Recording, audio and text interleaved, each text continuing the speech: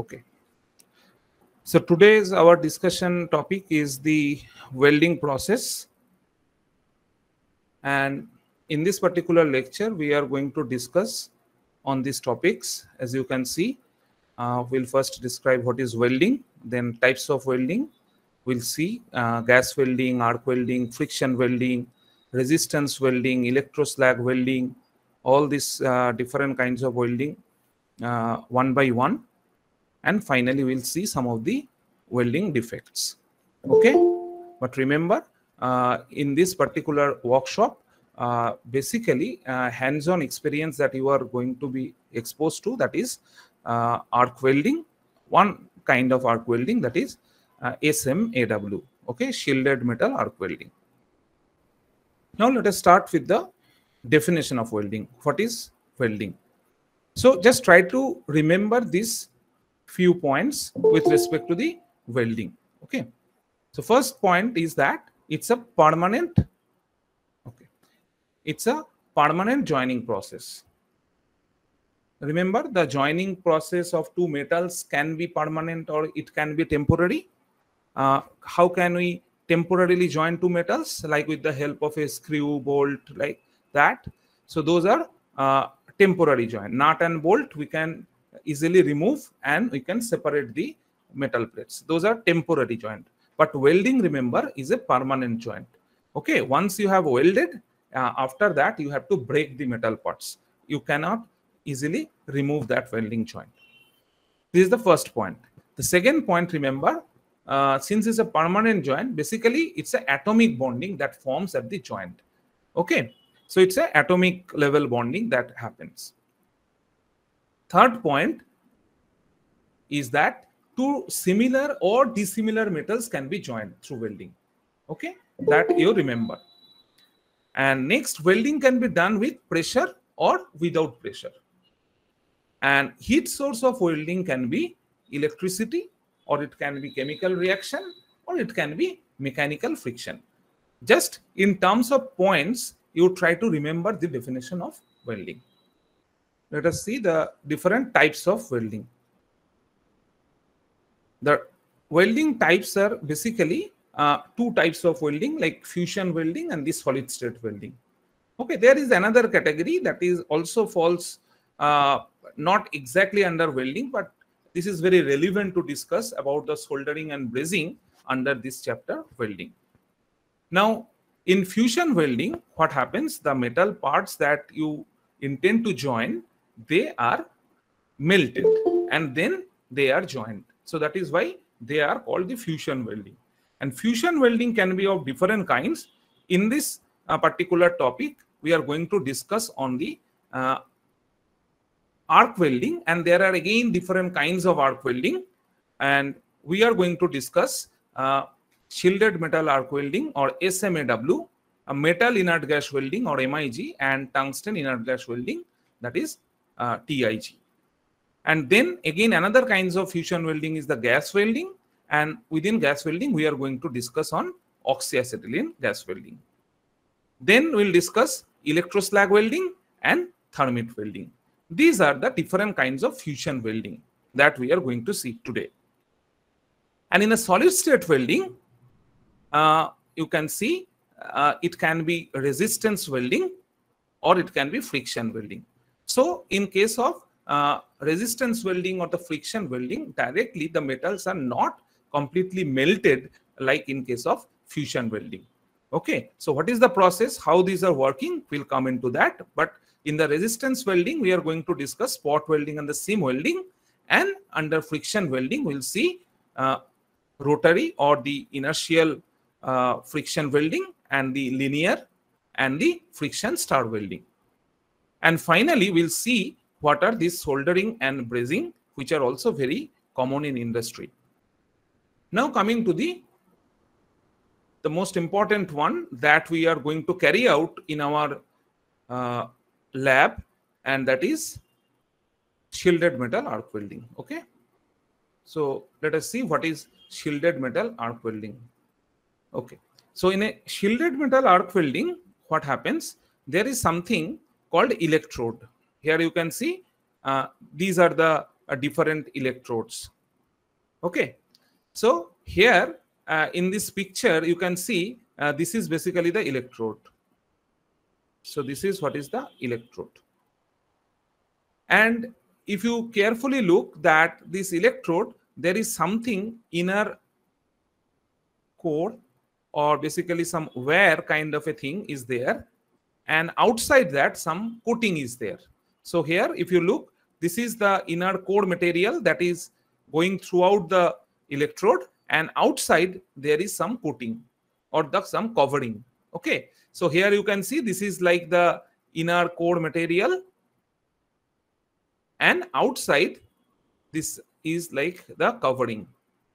Okay, and remember this particular core material is most of the cases are the same material as the base materials which are basically joined. Okay, suppose we want to join this particular part with this particular part. So this material, most of the cases are similar to the metal that is taken as the core material. Sometimes to improve certain properties, maybe certain alloying elements are also added with the core material, but those are certain specific purpose. Anyway, so the thing is that initially what is done, that between this electrode and the metal plate where it is to be joined, in between these two, you can see some arc is generated. Now, how the arc is generated? Let us consider that this is the metal. Let us consider this is the plate, and say this is another plate, and you have to make a joint here. So what you do is that, let us consider this end is connected with, say, positive, and this electrode, say this is the electrode, and this electrode is connected with a negative side of a battery. Maybe if it is a DC welding, say this part is negative and this part is positive. Okay, so in that case what will happen, that if you connect this electrode with the metal plate, then the circuit will be completed, and in this closed circuit current will flow. It is as simple as that. But if you maintain a very small gap, between this metal plate and the electrode, then this circuit will break, right? The circuit will not complete.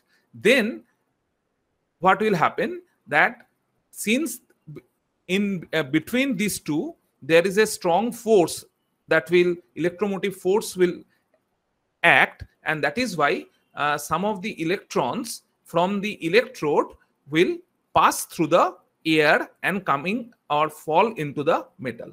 So what is going to happen? So this is the electrode, this is the base maybe, and what I have told that the base is suppose connected with a positive and the electrode is connected with a negative.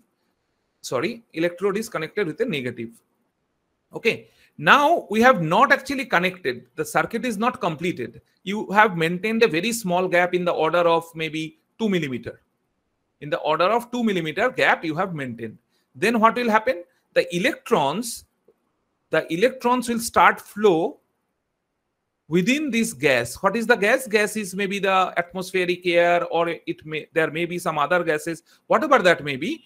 Through that the electrons will flow, and during the passage of electron, then this electron will also charge the neutral gas particles. So now the gas particle will become charged particle because of in contact with the electron. Electron is going to strike the metal plate, and some of the electrons will reflect back. So what is going to happen in this region? Lot of interactions are going to take place. What are the interactions? The first is the electrons will collide with the gas particles in this region. Electron is going to collide with the base metal here. Some of the reflected electrons from the base metal will collide with the incoming electrons. So all these collisions that will take place in this region are basically the source of heat. So huge amount of heat energy will created at that location. And if you can maintain this small gap, if you can maintain this small gap, in that case, what will happen?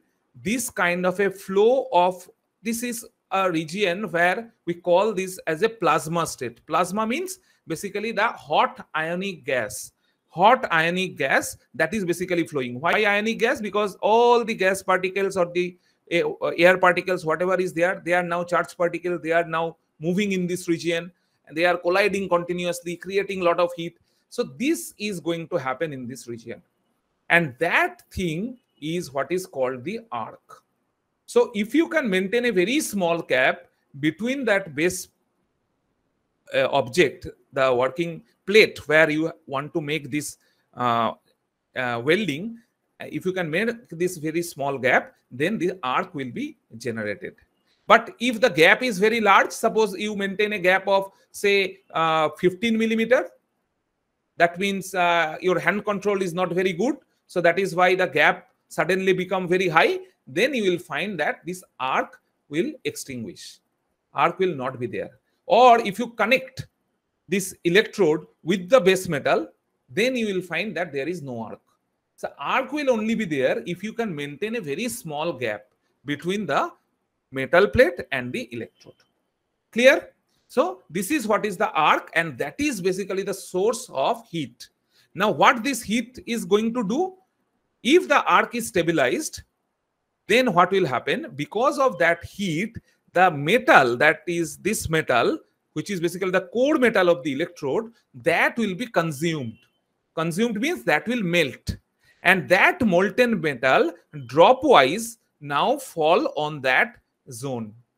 In that zone, that molten metal is now going to fall. And here you can see that molten metal is gradually falling. Here you observe the molten metal is gradually drop by drop falling there. And what you have to do when they are falling on that region where you have to make the joint, and then gradually you move in that direction. You move your move this electrode in that direction. That is what is called the welding direction. So then what will happen? Gradually, drop by drop, you are basically depositing on that region. And in that process, what is going to happen? That because of that much of heat, both these metals, these base metals melt, this electrode melts. So all these things ultimately melts, and when they solidify, the atomic bonds occur, and finally they becomes a single material. That means the weld actually has been done. So this is basically the welding process that happens in case of shielded metal arc welding. Now the question is, why the name shielded is there? It is clear because of the covering that is there over the electrode. You can see this is basically called the flux. Okay, this is called flux. Now this flux, what is the function of this flux? The function of the flux is that you see that when heating is taking place, the heat temperature is very high. In case of shielded metal arc welding, the temperature is in the order of 5000 degrees centigrade. The temperature is in the order of 5000 degrees centigrade. You can understand the melting point of steel is in the order of 1500 degrees centigrade. So you can understand this is a very, very high temperature. So at this temperature, already you know that environmental oxygen is there, and here is the metal. So what will happen? Instantly the metal oxide will form at that region. But these metal oxides are very hard and brittle materials. So they actually, if the oxides form, then what will happen? That welding region will become very brittle. So ultimately your strength of the welding will be very bad. Okay, so your welding will be very inefficient. So what is then the what is the option then? How can we avoid this particular situation, this formation of oxide with the environment? How can we protect this heat affected zone from the atmosphere? What we can do is that this flux coating helps here, and this flux creates at that high temperature, this flux creates some gases. Here you can see these are some gases that is forming, and these gases are actually helping to protect or coming oxygen into that zone. So this is one way. Another way is that these flux also are very lighter. Okay, these are not very heavier material. They are generally very light materials. So these light fluxes, what happens, they generally float over the metal. If this steel is actually heavy, and that is why they go downwards, and these flux materials, they are lighter, and that is why they are at the top layer. So what happens, this top layer is basically the flux, they actually react with the oxygen, and ultimately they forms which is called the slag. Okay, now these slag materials are generally very lighter, and that is why they are floating at the top. Here you can see the slag formation takes place. And this, what is this slag? This slag is nothing but this flux react with the oxygen, and they form this slag. And this slag ultimately floats over the surface, and further oxygen cannot penetrate this slag and cannot come into the heat affected zone. So how the environment is protected, how the heat affected zone is protected from the environment? By the flux. How? Because the reaction of the flux with the oxygen creates some of the shielding gases, and those shielding gases don't allow coming the oxygen from the environment to that region, so that they can form oxides coming in contact with the metal. And another way, the slag that is formed, they are generally lighter, and they are floating over the surface, and further oxygen cannot come or penetrate into that slag. So in these two ways, they are protecting that heat affected zone. Now, if you have understood the basic welding process, now you can see that here this cross-sectional view, not the cross-sectional view, basically this particular view clears the idea that here is basically the core material is there, and outside you can see the coating is there. Okay, and the electrode diameter, remember, is this diameter. Okay, it is not considering the flux. Only this diameter is what is the electrode diameter. Okay, now coming to the next, here you see that in this slide it has been explained the how it is arranged. You can see that this particular thing, what is called the electrode holder. Okay, here you can see this electrode is held by this electrode holder here, and you can see that one end of the current is connected with the electrode holder, and other end is, you can see, it is connected with the job here.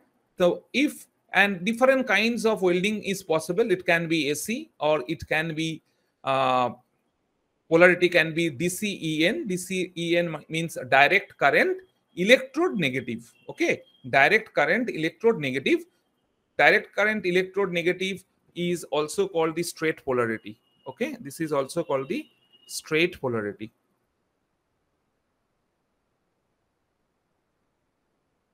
And direct current electrode positive, which is called the reverse polarity. Reverse polarity. You just remember these names, because sometimes in terms of straight polarity and reverse polarity, and definitely in case of AC welding, there is no question of polarity, because in AC welding, you know, continuously this plus and minus is continuously changing. Within 1 second, it changes. In India is around 50 times. So 50 times in 1 second, this plus and minus is changing, because in India, you know, our power supply is at 50 hertz. So 50 times basically it is going to change. Not only but so this is what is the idea. So in case of AC, you can understand there is no question of polarity. Polarity happens only if it is DC. So what are the two different kinds of DC connection possible? One connection is DC such that electrode is negative, and another one is it is possible that electrode is positive. Okay, now you see these are the settings that you have to do, whether you have a DC power source or a AC power source. Depending upon that, you have to consider that. Now you can understand these are the only requirement, and after that the welding process is to be done. You should have some idea about the kind of current range and the voltage range, and for that it depends on many factors. What should be the current range and voltage range? It depends on which diameter, what is the diameter of the electrode that you are using, okay, and what kind of welding you are going to do. Based on that, the current is to be selected, okay. So it is very much dependent on the kind of electrode that you are using. I do not know exactly what kind of electrode we are going to use, but it is, I think it is around 150 ampere current. That is what is the current range we are using, and we are going to use in our workshop AC welding. We are going to use AC welding, and 150 ampere current, and the voltage will be in the order of maybe 40-50 volt, okay, in that order. So you can understand that our power supply is not 40 volt. Our power supply is maybe the 440 volt or 220 volt. So in our workshop, it is 440 volt power supply is there.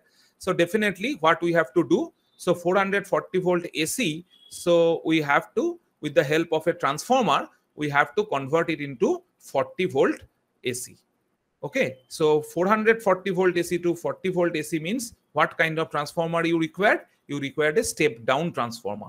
Okay, and after that transformer, basically this one end will go to the electrode and the other end will go to the welding table, and welding table is made of metal, so basically the job will get the same polarity or the same connection. It's a conductor. Now coming to the next.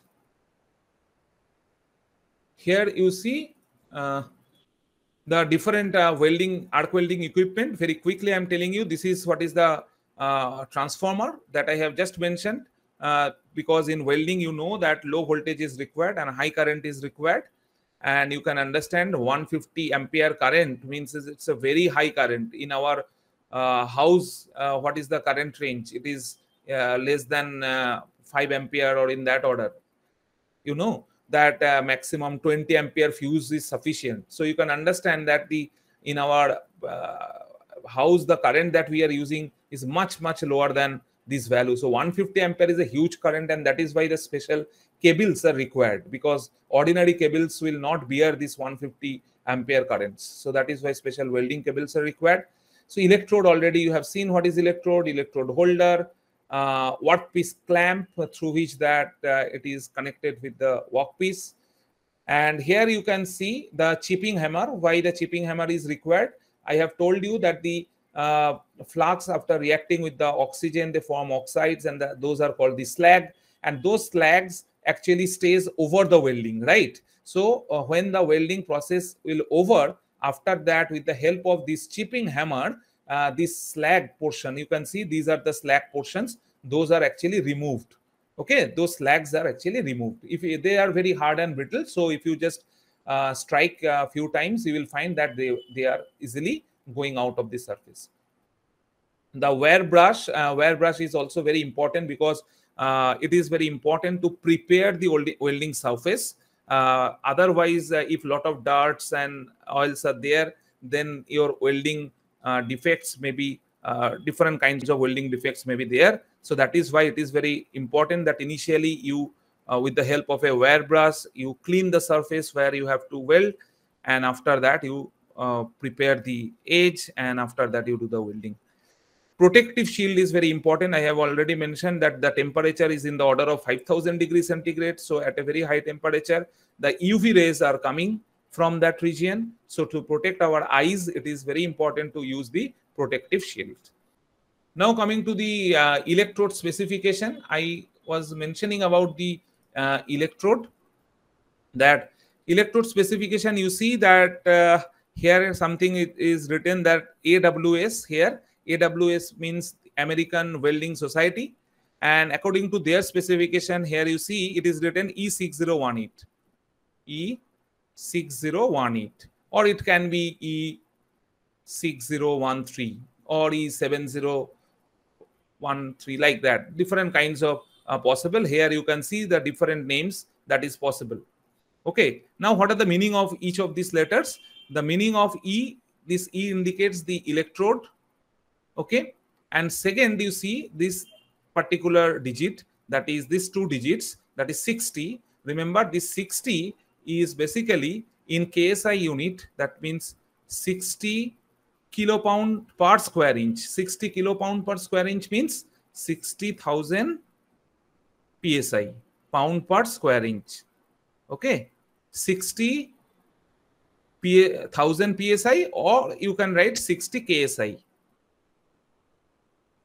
That means 60 kilopound per square inch. So this is what is the minimum tensile strength of the material, of the electrode. Okay, this is minimum tensile strength of the material.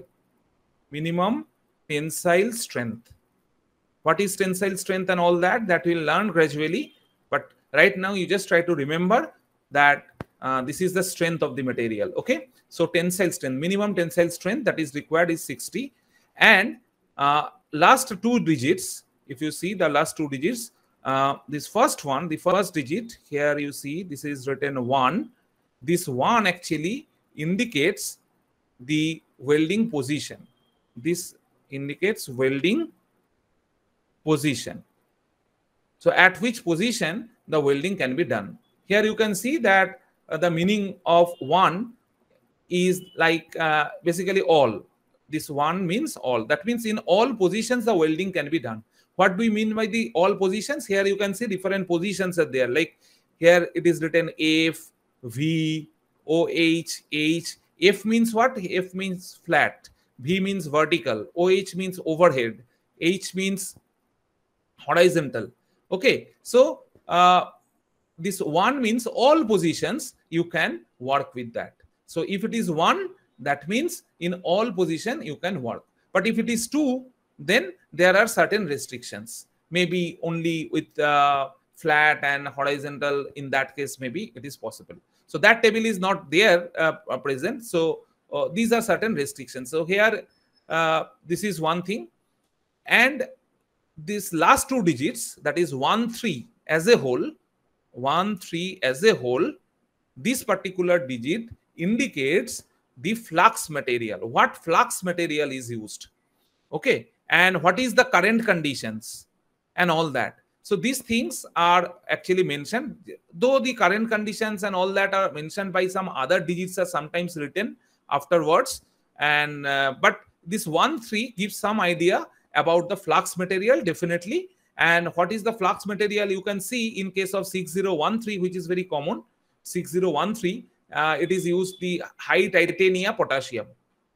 Okay, in case of 18, you can see it is low hydrogen potassium and iron powder. So it is not that this flux material is something which is fixed. It again depends on the kind of electrode. And remember, from the electrode specification itself, it will be possible to know that what is the particular flux material that is used. So for that, what you required? You required this kind of a handbook.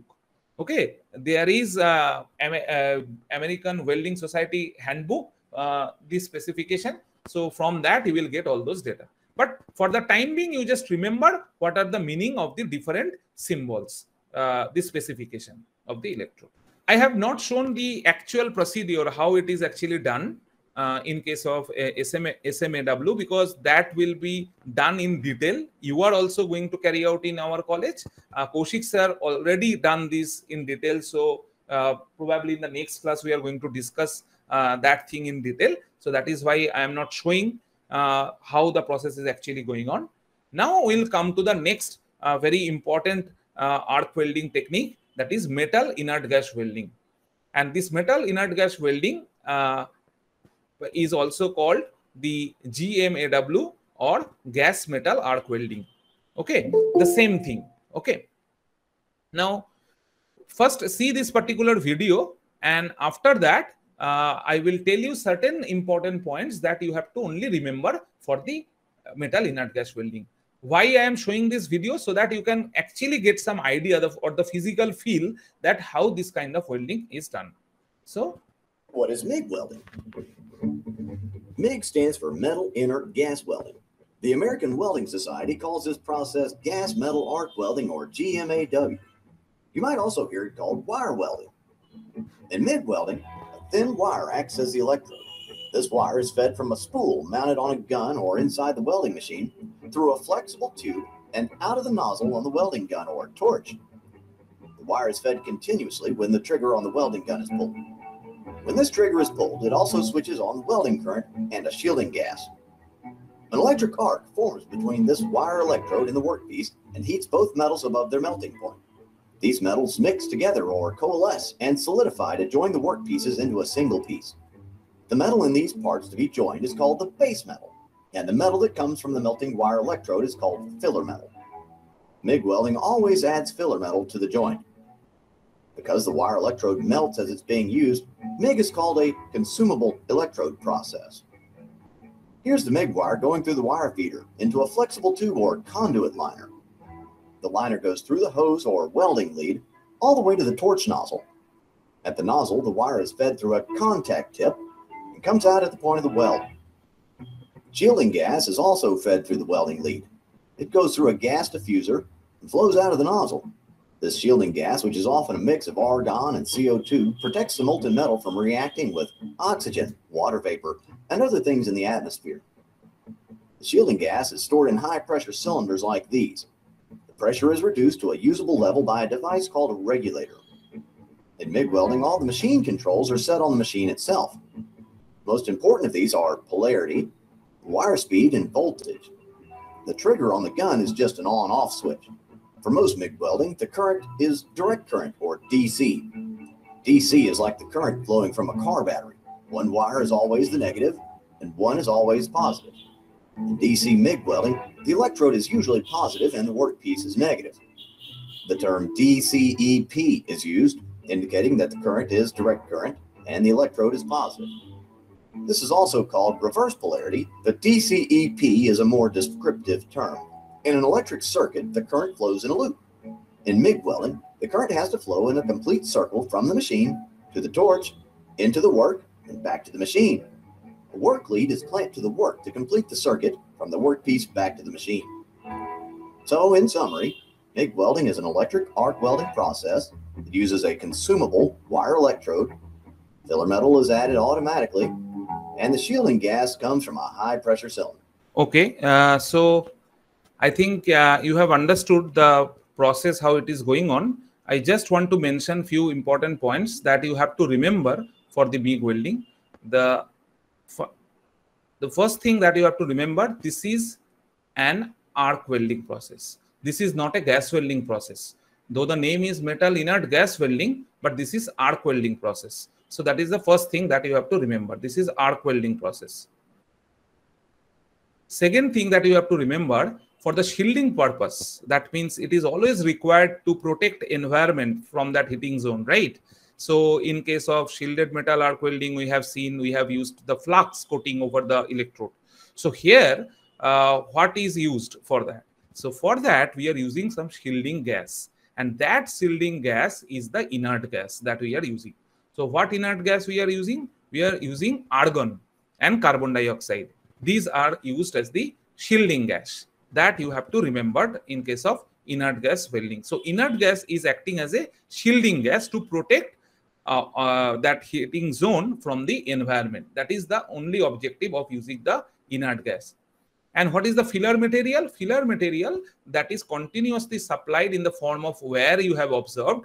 That was in our case, in shielded metal arc welding, that was the core material.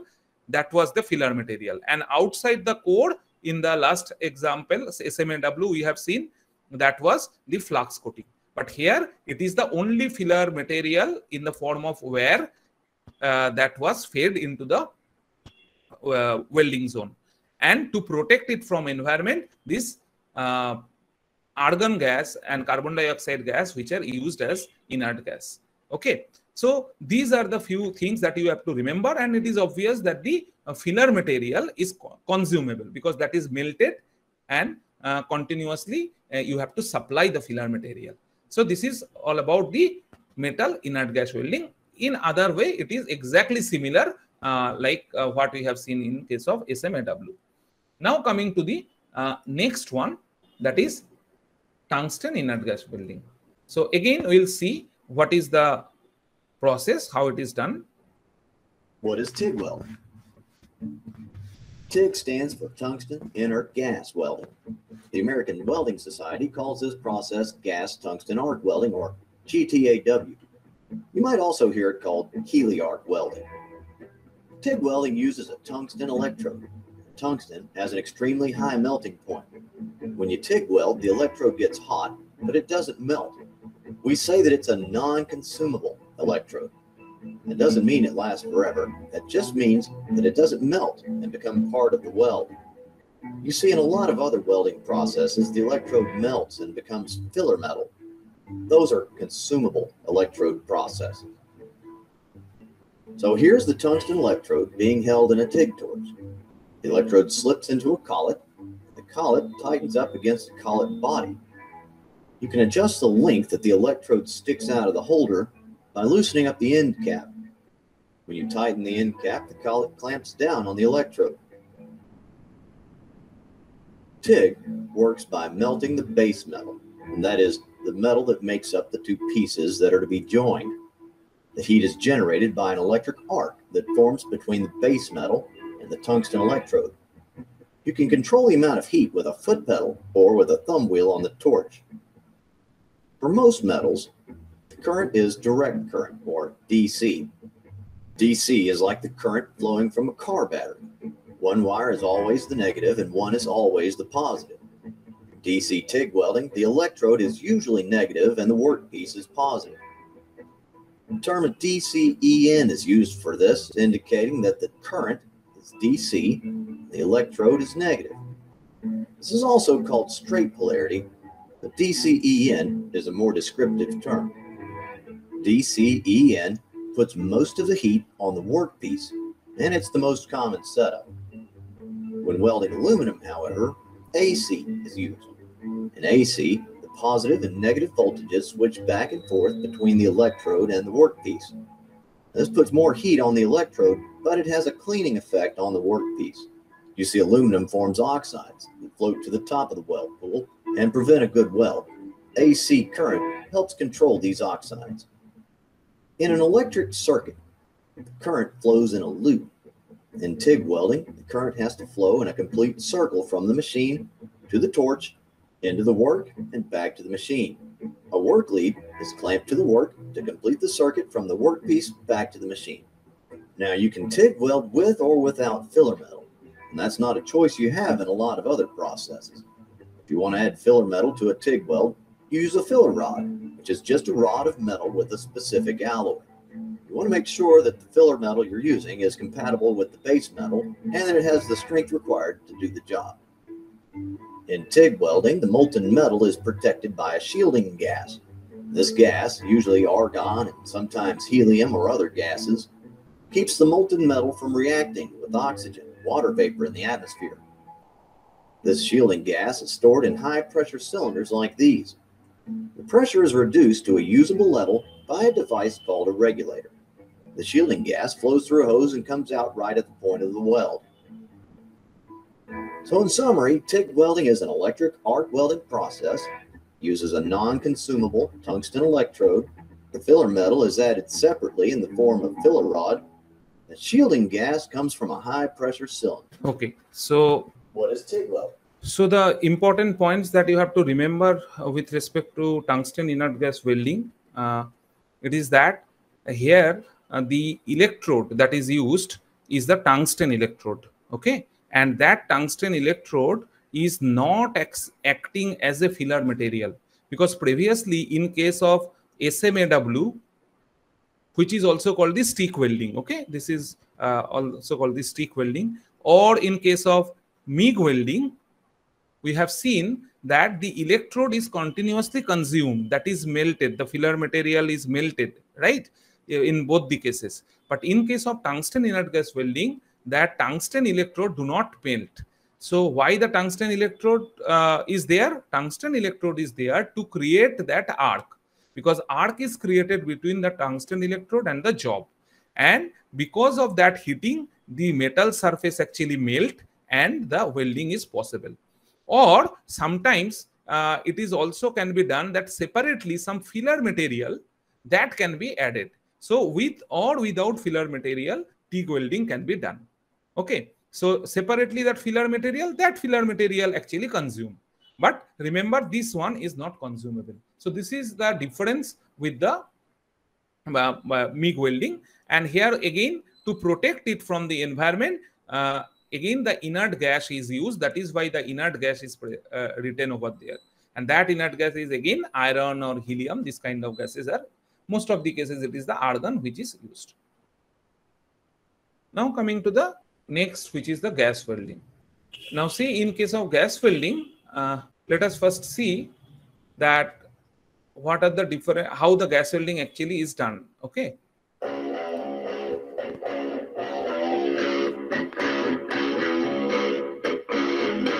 Everyone, today we're going to do some oxy. So here you can see that in case of gas welding, definitely the gas is required, and you can see that this one is the oxygen gas cylinder and this one is the acetylene gas cylinder. So what is the color of the cylinders? That is very important, that you have to remember. And you can see that for the oxygen cylinder, it is the black color, and for the acetylene cylinder, it is the red color. Okay. So oxygen and acetylene, these are the two gases which is used for the oxyacetylene gas welding. And here you can see that with the cylinders, there are two gauges which are connected. One of the gauge is used to check that how much gas is left, to check that, and another one is there to check what is the pressure. Okay, so you can control the pressure over here, that what is the pressure that is required for that particular welding. That can be controlled from here. We can see that. And exactly similar thing here also, you can see the two gauges of the oxygen. These are like the regulators through which actually these are set. Settling and how to so here you can see this is what is called the gas welding torch, and you can see again there are two valves over there. Here this red one is for the acetylene, and there is another control valve which is for the oxygen. Okay. And here you can see this is what is the nozzle from where basically the gas flame is coming out. Safely use your torch, and how to do some basic fusion welding with some flat bar. This is just regular steel. So first off, setting up your tanks A before O. It's a tiny little hole here. We need to make sure that the tip is clean. Hard to see. We need to make sure the tip is clean. The right size for the one that fits in that hole. First, we're going to do the acetylene first. We're going to open up the main valve here half a turn. So if this is my start, I want it to get to here. I've drawn a little line here to help remember. Half a turn. Now, the last person who used this did not purge the valves, but usually when you get to it, let me just purge that valve for a second. Here's the pressure on my regulator. There we go. This is basically how much fuel is left in the cylinder, and this is how much pressure will be coming through. So in order for me to increase pressure that is going to be coming out of my torch, I'm going to have to adjust the regulator. I'm going to open up the knob on my torch handle for the acetylene or the fuel. Just open it up. Don't worry about how big it is yet. And I'm going to adjust the regulator here. I'm going in the plus. You can see plus or minus. I'm going plus, and I'm going to increase it to about 6 psi. There we go. We're at 3, 4, 5, 6. You look very closely there, and you can hear the acetylene actually coming out. Go ahead and turn off your knob. This one is set and ready to go. Next, we have our oxygen tank. So you have understood that how we can set the pressure. And now the PSI is just to protect your eyes and your face from the heat. Mostly your eyes. So like this is the protective shield. I'm going to set up my two pieces of flat bar here with a slight gap in between. Then I have my metal set up and my torch all ready to go. All I have to do is open my acetylene valve just a little bit, or fuel valve. This one's using acetylene. Open up just enough that you can feel it on your hands, or you can put it up in your ear and actually listen. I'm wearing these looking glasses. Just enough to feel it. Take your striker, hold it on a slight angle side here, and you get a nice sooty flame. All that black stuff is carbon. We want to get rid of that or it makes a big mess. I'm going to open up my acetylene valve until that black smoke goes away and I have a nice feathered flame. Delicious. If you're doing thinner material, you don't need as hot of a flame. In this case, we're doing 1/8 inch flat bar, so I'm going to open that up. I'll get a nice roar. I don't have a special number for this. Beautiful. Next, we're going to open up our oxygen and add some oxygen to this mix. Watch carefully what happens to the flame.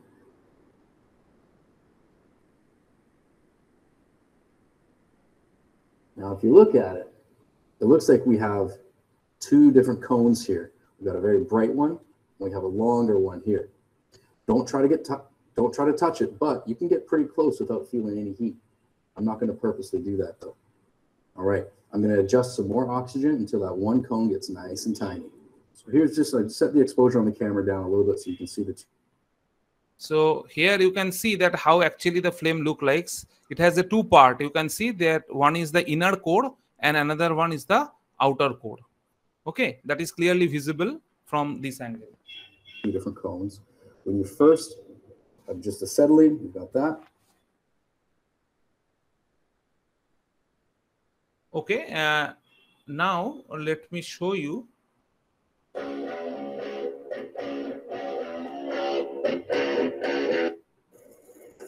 I'm going to do my tack weld with.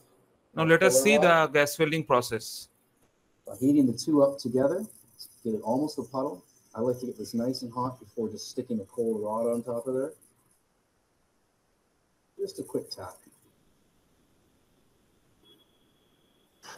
And do the same thing to the other end before it expands or contracts. Go evenly. So here you can see in the other hand what is there. This thing is basically the filler material that is separately used for the gas welding purpose, and for the heating purpose this gas torch which has been used, the welding torch which has been used. Between the two. Now I'm ready to run my bead here.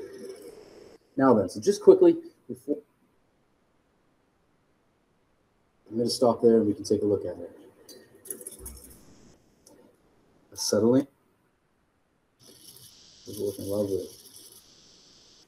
So I hope you got some idea that how the gas welding process is actually going on. Okay, so now let's go to this part. This is very important. There are three different kinds of flame that is created. We can create by changing the ratio of the oxygen and the acetylene.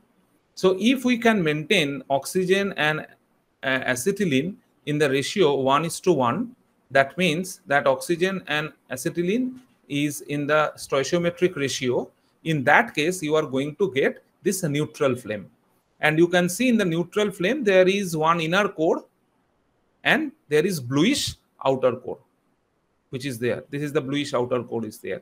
And the temperature of this inner core is in the order of 1300 degrees centigrade, whereas this outer core temperature is in the order of 1200 degrees centigrade.